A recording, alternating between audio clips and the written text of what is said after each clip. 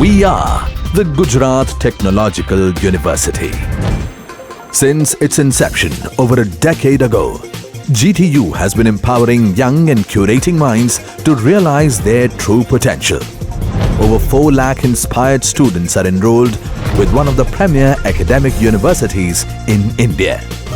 With more than 450 affiliated colleges in its fold operating across 5 zones of the state, GTU, the International Innovative University, your place to move forward.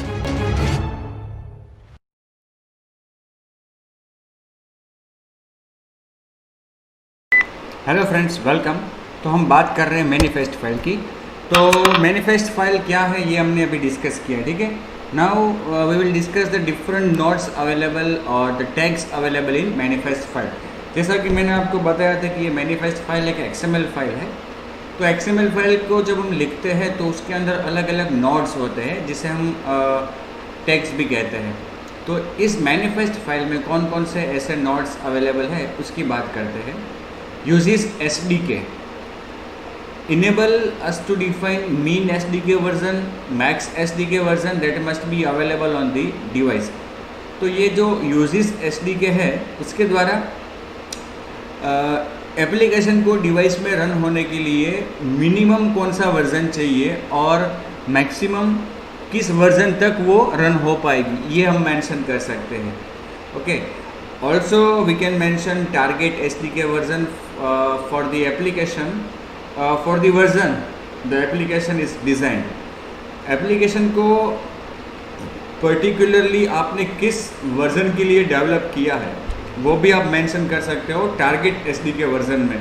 इससे क्या होगा कि ये particular application है वो target SDK version में एक बहुत ही बेस्ट ढंग से रन होगी। मतलब कि आपने जब टेस्टिंग किया तो टारगेट वर्जन में ही किया होगा और उसी में वो एक्सपेक्टेड आउटपुट दिया होगा उसमें।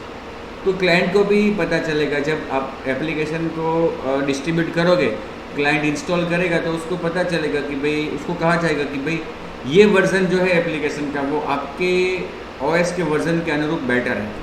ओके, इस तरह से क्लाइंट को गाइडेंस दिया जा सकता है। यूजेस कॉन्फ़िगरेशन, ये भी एक नोड है। This tag specify each combination of input mechanism supported by our application। अब आपकी एप्लीकेशन इनपुट कौन कौन से तरीके से लेगी, मतलब कौन से माध्यम से वो इनपुट एक्सेप्ट करेगी। तो इसके जो पॉसिबल वैल्यूज़ है इस एट्रीब्यूट की, इस नोड की, वो है required 5-way navigation, required hard keyboard, required keyboard type, required navigation, required touch screen. मतलब कि इनमें से कोई भी एक या एक से ज़्यादा वैल्यू आप पास कर सकते हो। देखो यहाँ पे uses configuration, required touch screen, तो फिंगर कौन से टच के एक्सेस से वो इनपुट कैप्चर करेगी, तो हमने वहाँ पे लिखा है finger predefined value. Required hard keyboard, तो उसमें ट्रू। कीबोर्ड टाइप क्वालिटी, मतलब कि कौन सा कीबोर्ड उसको चाहिए, उस हिसाब से डिवाइस में जो अवेलेबल कीबोर्ड्स है उसमें से योग्य कीबोर्ड उसको पेश किया जाएगा, मतलब कि उसको एक्सेस दिया जाएगा उस कीबोर्ड का। ये दूसरा example. Android required touch screen is equal to finger, Android colon required navigation equal to track ball, Android required hard keyboard equal to true, और Android required keyboard type is equal to 12 की। ये सब अलग अलग उसको हमने दिए हैं।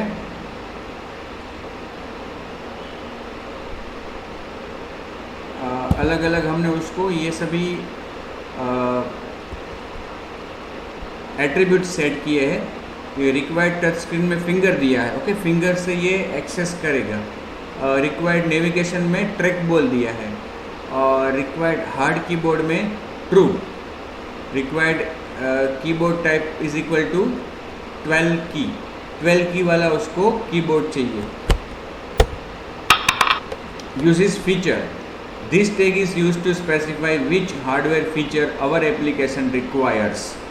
The possible value for this element is, तो पहले जो था वो कौन सा था, यूजेस कन्फिगरेशन, ये अब यूजेस फीचर, कौन कौन से फीचर्स का एक्सेस उसको चाहिए, मतलब कौन से फीचर्स वो यूज़ करती है, आपकी एप्लीकेशन को रन होने के लिए कौन से फीचर्स चाहिए। फॉर एग्जांपल ऐसा कोई फीचर उसको चाहिए कि जो डिवाइस में अवेलेबल नहीं है, तो अगर वो रिक्वायर्ड है तो ऑपरेटिंग सिस्टम इंस्टॉल करते वक्त क्लाइंट को बताएगी कि भाई ये फीचर आपके इस डिवाइस में नहीं है और एप्लीकेशन को ये रन होने के लिए चाहिए। ओके, पॉसिबल वैल्यूज़ देखिए आप, इसकी ऑडियो है, ब्लूटूथ है, camera, location, microphone, NFC, sensors, telephony, touch screen, USB, wifi etcetera, ये सभी अलग अलग उसकी पॉसिबल वैल्यूज़ है यूजेस फीचर की।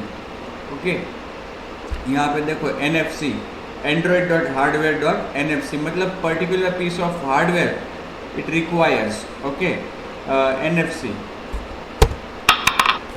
सपोर्ट स्क्रीन, या that is the good one.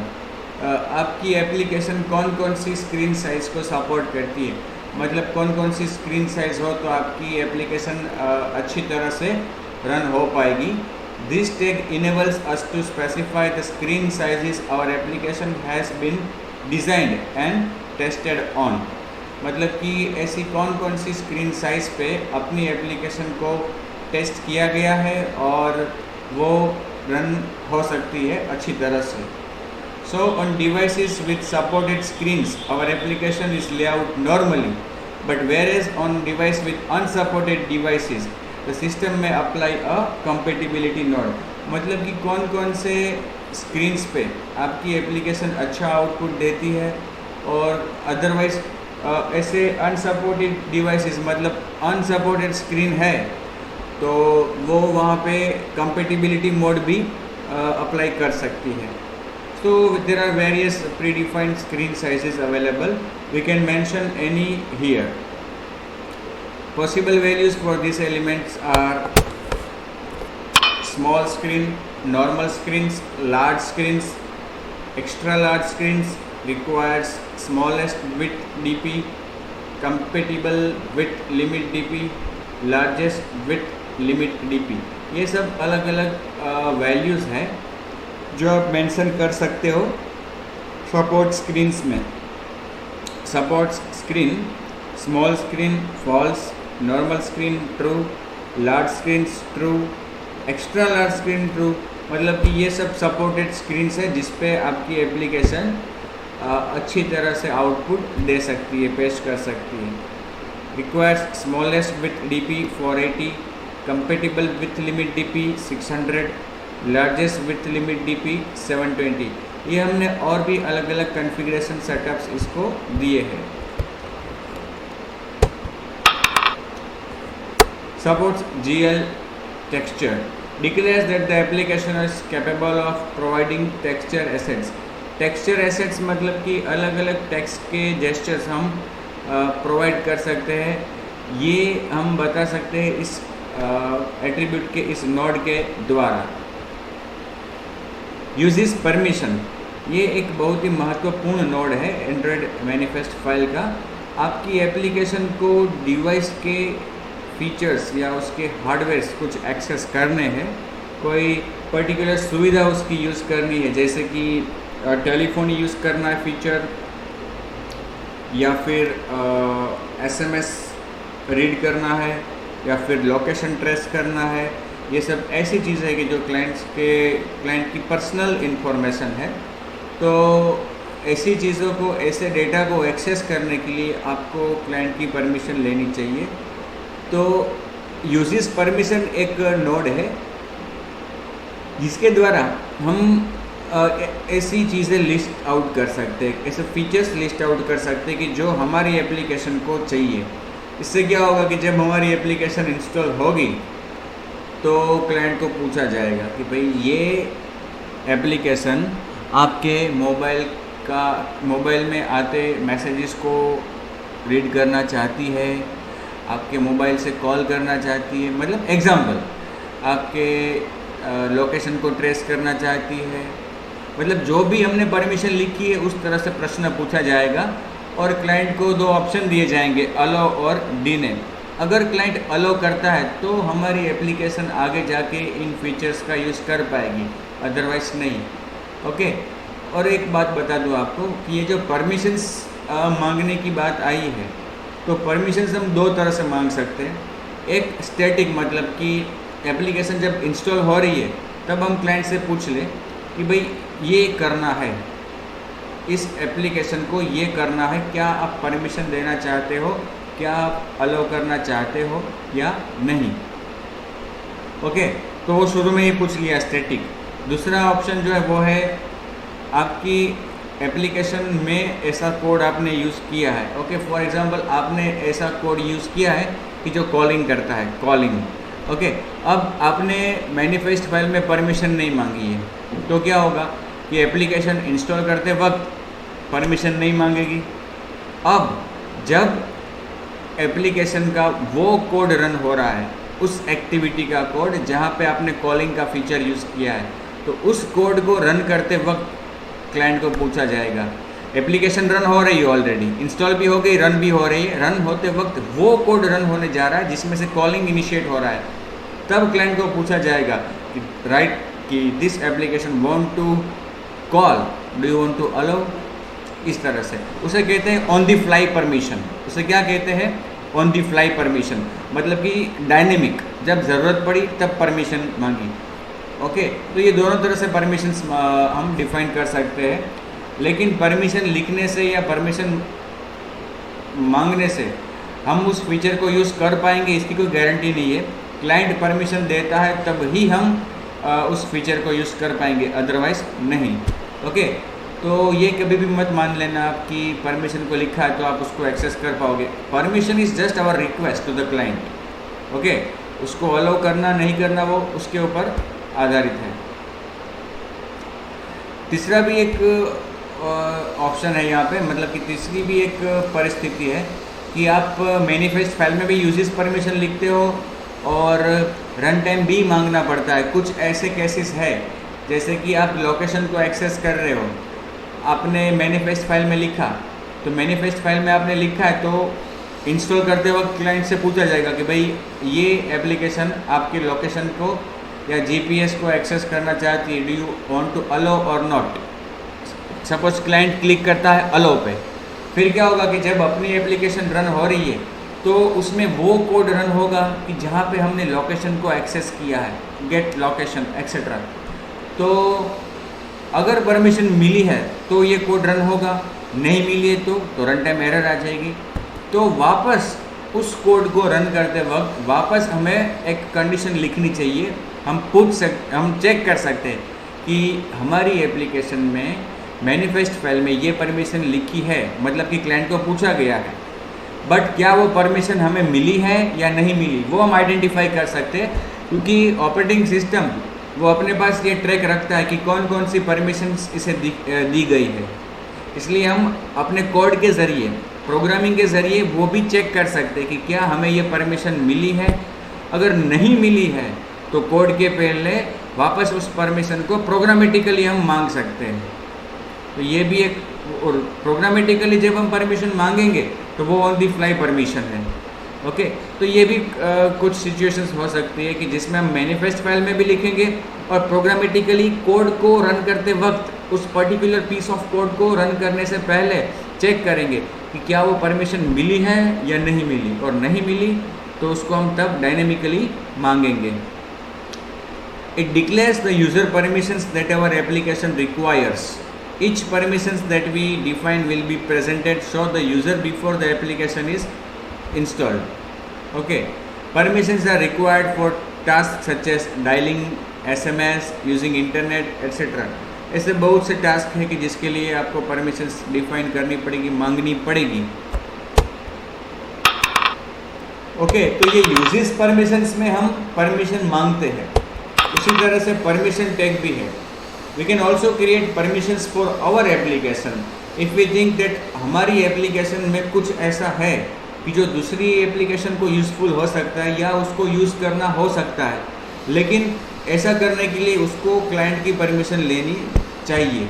तो ऐसे केसेस में हम अपनी खुद की एप्लीकेशन की परमिशंस को डिफाइन कर सकते हैं परमिशन नोड के द्वारा, कि भाई दूसरी एप्लीकेशन को जब हमारी एप्लीकेशन का डेटा एक्सेस करना हो तो उसको कौन सी परमिशन मांगनी है, ये परमिशन हम खुद डिफाइन कर सकते हैं। Okay, if we think that other applications on the device may find some interesting in our application, it need to take permission defined by our application.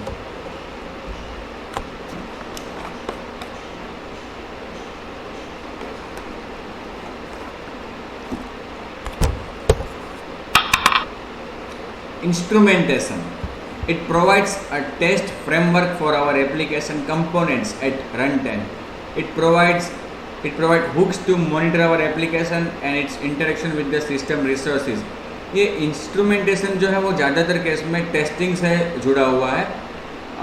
मैंने एक बार आपसे बात की थी मेरे ख्याल से एंड्रॉयड डेवलपमेंट टूल्स को डिस्कस करते वक्त मंकी टूल और मंकी रनर, ये हमारी एप्लीकेशन को टेस्ट करता है। तो टेस्ट करने के लिए ये इंस्ट्रूमेंटेशन टैब में हम लिख सकते हैं कि भाई कौन सा क्लास है कि जो हमने टेस्टिंग के लिए बनाया है। एप्लीकेशन नोड, वो हमने देखा था मैनिफेस्ट फाइल में कि मैनिफेस्ट नोड के बाद जो मेन नोड आता है वो है एप्लीकेशन नोड, जिसमें हम एप्लीकेशन के सेटिंग्स और उसके अंदर जो कंपोनेंट्स हमने डिफाइन किए हैं उसके सेटिंग्स को हम वहाँ पे लिखते हैं। A manifest file can contain only one application tag. It specifies the metadata. देखो मैंने कहा था आपसे कि एक मैनिफेस्ट फाइल में एक ही एप्लीकेशन टैग होता है। It specifies the metadata for our application including title, icon, theme, etc. Other nodes such as those for activity, service, content provider and broadcast receiver are written inside the application node. तो ये एक manifest file में एक ही application node होता है। इसके अंदर हम अपनी एप्लीकेशन के सेटिंग्स जैसे कि उसका लेबल, उसका टाइटल, उसका आइकन वगैरह सेट कर सकते हैं। और इस एप्लीकेशन नोड के अंदर हम दूसरे नोड्स भी लिख सकते हैं जैसे कि activity, service, receiver, content provider etcetera. Activity node, yes, ये इम्पोर्टेंट और अहम नोड कह सकते हैं हम कि हमारी एप्लीकेशन में जितनी भी एक्टिविटीज़ है वो हर एक एक्टिविटी के लिए एक एक्टिविटी नोड लिखना आवश्यक है। और दूसरे शब्दों में हम उसको रजिस्ट्रेशन भी कहते हैं कि अपनी एक्टिविटी को रजिस्टर करना आवश्यक है एक्टिविटी नोड के द्वारा। Activity node is written inside the application tag. Each activity within our application should be mentioned in the manifest file.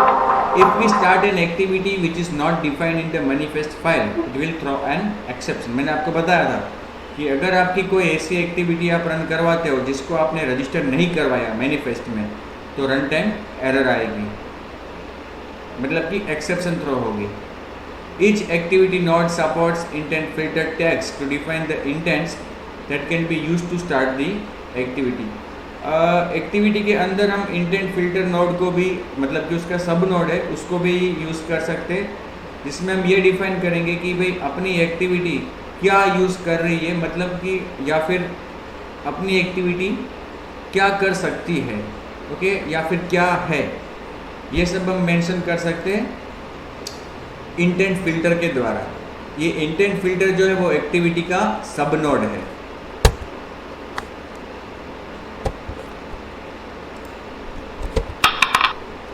देखिए यहाँ पे एक छोटा सा एग्जांपल दिया है। Activity android colon name is equal to my activity, ये उसका क्लास नेम है। लेबल, उसका जो लेबल दिया है वो बाय डिफ़ॉल्ट ये स्ट्रिंग रिसोर्स तक बना हुआ होगा अपनी एप्लीकेशन में। ये देखिए इंटेंट फिल्टर, फिर एक्शन, ये एक्शन और कैटेगरी इंटेंट फिल्टर के एट्रीब्यूट्स क्या सब नोड है। एक्शन में नेम दिया हमने मेन और कैटेगरी में नेम दिया लॉन्चर, मतलब कि ये लॉन्चर एक्टिविटी है। इसका मतलब क्या हुआ कि एप्लीकेशन जब रन होगी तो सबसे पहले ये एक्टिविटी रन होगी, तुरंत ही लॉन्च हो जाएगी एप्लीकेशन के रन होने पर ये एक्टिविटी। तो एक एप्लीकेशन में हम किसी एक एक्टिविटी को लॉन्चर बना सकते हैं। ओके, लिखने में कोई दिक्कत नहीं है, हम बहुत से एक्टिविटी में ये चीज़ लिख सकते हैं लॉन्चर, लेकिन लॉन्चर किसी एक एक्टिविटी को ही बनाया जाएगा जो सबसे पहले आपने डिफाइन किया है उसको। सर्विस, अब हमारी बात हुई थी अगले वीडियो में कंपोनेंट्स ऑफ एंड्रॉयड एप्लीकेशन। तो service is one of the component of the application which does not require a user interface to interact and it can be executed on secondary thread और it can run on main thread also. Okay, it does not require clients continuous interaction. We need to add service tag for each service class in our application. It also supports intent filter child tags to allow late runtime binding. आपकी application में जितनी भी services आपने define की है उन सबको आपको मैनिफेस्ट फाइल में मेंशन करना पड़ेगा। इसके लिए सर्विस नोड और Android colon name, additionally intent filter भी आप इसके साथ यूज़ कर सकते हो। प्रोवाइडर, देखो मैंने ये भी बताया था कंपोनेंट्स में कि कंटेंट प्रोवाइडर मतलब अपनी एप्लीकेशन किसी और एप्लीकेशन का डेटा यूज़ कर सकती है, उसी तरह से अपनी एप्लीकेशन का डेटा कोई और एप्लीकेशन भी यूज़ कर सकती है। तो दोनों ही केस में कंटेंट प्रोवाइडर का कॉन्सेप्ट आता है। अगर हम किसी और का डेटा यूज़ कर रहे हैं तो वो और जो है कोई और एप्लीकेशन वो कंटेंट प्रोवाइडर होगा, या हमारी एप्लीकेशन का डेटा कोई और एप्लीकेशन यूज़ करना चाहे और अगर ऐसा डेटा हमारे पास है तो हम कंटेंट प्रोवाइडर बनेंगे। अगर हम कंटेंट प्रोवाइडर बनते हैं तो हमें ये डिफाइन करना होगा कि हमारा डेटा एक्सेस करने के लिए उसको कौन सा क्लास या क्या नाम इस्तेमाल करना है।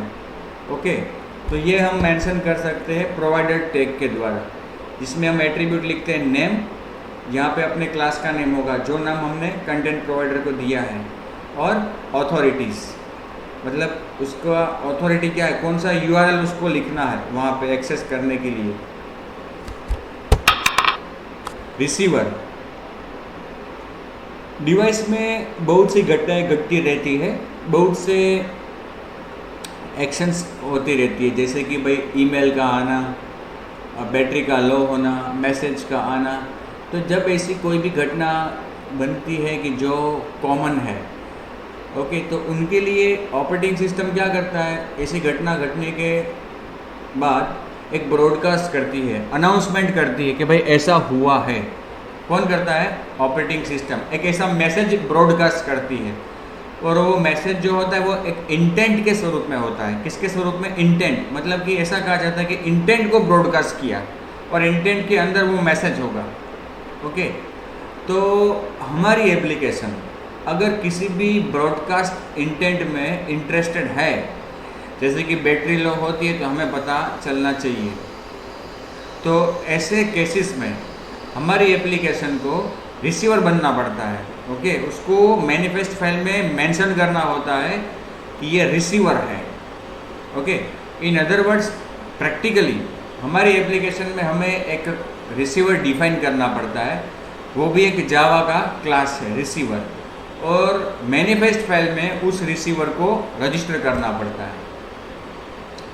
साथ में रिसीवर को रजिस्टर करते वक्त इंटेंट फिल्टर के द्वारा हम ये भी मेंशन कर सकते हैं कि ये रिसीवर कौन से इंटेंट के लिए हमने रजिस्टर किया है, मतलब कौन से इंटेंट को रिसीव करने के लिए हमने इसको रिसीवर को रजिस्टर किया है, वो हम इंटेंट फिल्टर के द्वारा मेंशन कर सकते हैं। By adding a receiver tag we can register a broadcast receiver without having to launch our application first. देखो, ये भी हो सकता है कि हमारी एप्लीकेशन में हम अगर किसी रिसीवर को ऐसे लॉन्चर या रजिस्टर करें मैनिफेस्ट फाइल में, तो ऐसा होगा, हम ऐसा भी कर सकते हैं कि हमारी एप्लीकेशन डायरेक्टली क्लाइंट रन नहीं करवाएगा, लेकिन किसी घटना के आधारित, किसी ब्रॉडकास्ट के आधारित हम उसको फायर करवाएंगे। जैसे कि मैसेज आता है तो हमारी एप्लीकेशन तुरंत रन होनी चाहिए, ये हम कर सकते हैं ब्रॉडकास्ट रिसीवर के द्वारा। तो ऐसा करने के लिए हमारी एप्लीकेशन को या उसमें हमें रिसीवर डिफाइन करना पड़ेगा, और रिसीवर जब डिफाइन करते हैं तो हमें उसमें मैनिफेस्ट फाइल में ये मेंशन करना पड़ेगा। By registering a broadcast receiver we can make this process entirely autonomous. If a matching intent is broadcast our application will be started automatically and the registered broadcast receiver will be executed. अगर जिस intent के लिए हमने ये receiver को register करवाया है वो इंटेंट ब्रॉडकास्ट होता है तो हमारी एप्लीकेशन स्टार्ट होगी ऑटोमेटिकली और हमने जो रिसीवर उसमें डिफाइन किया है वो एग्जीक्यूट होगा। देखिए इस तरह से रिसीवर और उसका नाम, ठीक है, और इंटेंट फिल्टर में वो नाम दिया है एक्शन का, मतलब कौन सी एक्शन, क्या हो, मतलब क्या होना चाहिए, जब मतलब क्या होगा जब आप ये रिसीव करना चाहते हो, कौन सी घटना के लिए, कौन से ब्रॉडकास्ट के लिए आपने ये रिसीवर को डिफाइन किया है। और ये जो रिसीवर है वो आपका एक जावा में डिफाइन किया गया क्लास होगा जिसके अंदर आपने एक मेथड डिफाइन की होगी ऑन रिसीव। तो जब ये इंटेंट ब्रॉडकास्ट किया जाएगा, ये इंटेंट ब्रॉडकास्ट किया जाएगा, तब ये रिसीवर की रिसीव मेथड रन होगी। Uses library. This tag is used to specify a shared library that our application requires. We can specify that a particular package is required which prevents the application from being installed on device without the specified library. अगर हमारी application कोई external library को use कर रही है तो वो हम मेंशन कर सकते हैं यूजेस लाइब्रेरी नोड में। ओके, किस तरह से uses library Android colon name, उस लाइब्रेरी का नेम। इससे क्या होगा कि पता चलेगा ऑपरेटिंग सिस्टम को कि इस एप्लीकेशन को ये लाइब्रेरी की आवश्यकता है। रिक्वायर्ड ट्रू, उसका मतलब क्या होगा कि ये एप्लीकेशन को रन होने के लिए ये लाइब्रेरी होना आवश्यक है, अदरवाइज फॉल्स रखा है तो इट इज़ नॉट कंपल्सरी, ऐसा माना जाएगा। तो ये सब अलग अलग नोट्स थे एंड्रॉयड मैनिफेस्ट फाइल के, ओके, जो हम डिफाइन कर सकते हैं। वापस बता दूं आपको कि ये सभी नोट्स डिफाइन करने आवश्यक नहीं है, कंपलसरी नहीं है। कुछ नोट्स है उसमें कि जो आवश्यक है और जो होंगे भी, जैसे कि मैनिफेस्ट नोट तो होने ही वाला है, उसके अंदर एप्लीकेशन नोट भी होने वाला है, उसके अंदर कम से कम एक एक्टिविटी नोट तो होगा ही जो आप एक एक्टिविटी बनाते हो उसके लिए। अब अभी हमने देखा कि मैनिफेस्ट फाइल को हम ये टाइप करके मैन्युअली अपडेट कर सकते हैं, मॉडिफाई कर सकते हैं। उसके अलावा मैनिफेस्ट एडिटर भी आता है जहाँ पे केवल आपको क्लिक करके वैल्यूज़ टाइप कर इनपुट करनी है टेक्स्ट बॉक्सेस में, फिर एक्सएमएल का कोड ऑटोमेटिकली जनरेट हो जाएगा उसके अनुरूप। तो आपके पास ये एक ऑप्शन भी है मैनिफेस्ट फाइल को अपडेट करने के लिए। अगर आप डायरेक्टली वहाँ पे टाइप करके नोट्स लिखना नहीं चाहते हो मैनिफेस्ट फाइल में तो मैनिफेस्ट एडिटर का यूज़ कर सकते हो। इसमें अलग अलग टैब्स होते हैं 5। The Android development tools include A manifest editor, so using it we don't have to manipulate the underlying XML file directly.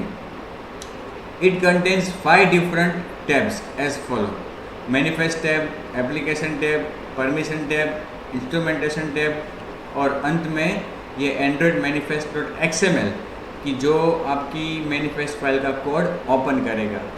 इस तरह से उसमें अलग अलग नोट्स होते हैं। देखिए ये उसका एक स्क्रीनशॉट है मैनिफेस्ट का। देखो ये पूरा इस तरह से आ जाएगा डायलॉग बॉक्स जिसमें आप वैल्यू को केवल आपको टाइप ही करना है, ओके करने पर वो कोड अपने आप जनरेट कर देगा। देखिए ये मैनिफेस्ट टैब है, यहाँ पे ये सभी अलग अलग हम फीचर्स ऐड कर सकते हैं यहाँ से, ओके।